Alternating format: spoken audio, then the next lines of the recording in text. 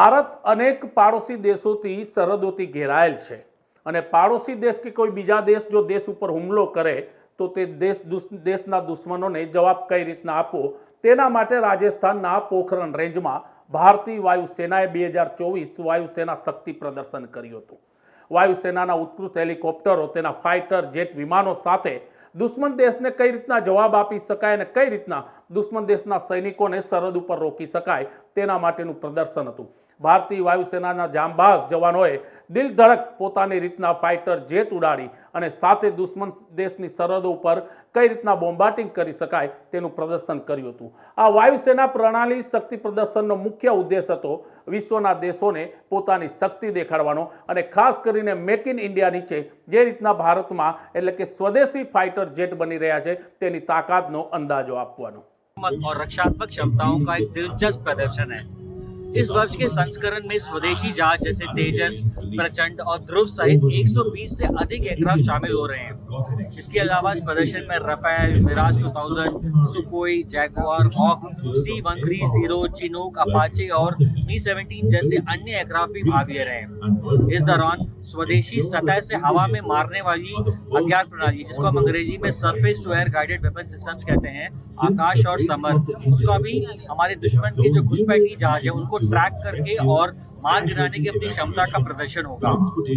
अब वायु शक्ति अभ्यास की बात करें तो विभिन्न हवाई अड्डों से संचालित होने के साथ ही लंबी दूरी और सटीक क्षमता के साथ साथ पारंपरिक हथियारों को सटीक समय पर और विनाशकारी प्रभाव से वितरित करने की भारतीय वायुसेना की क्षमता का प्रदर्शन करेगा।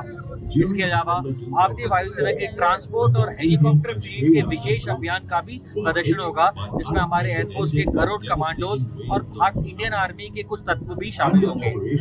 ये अभ्यास दैट इज वायु शक्ति 2024 एक नेटवर्क सेंट्रिक एनवायरनमेंट में काम करने की हमारी इंडियन एयरफोर्स की क्षमता को प्रदर्शित करेगा। और मैं कहूंगा सिर्फ इतना ही नहीं, ये एयरफोर्स की हथियार प्रणाली की मारक क्षमता और सटीकता को उजागर करने के साथ ही उच्चतम स्तर की क्षमता के साथ इंडियन एयरफोर्स की काम करने की ताकत को न सिर्फ भारत पूरी दुनिया के सामने स्पष्ट रूप से प्रदर्शित करेगा, और ये हमारे लिए बहुत ही गौरवपूर्ण बात है। So what is the role of DRDO in this testing? See, it's all the defense industry of Indian defense industry is part of everything. The DRDO, all the other agencies are joining forces together to create the weapon platform for our country.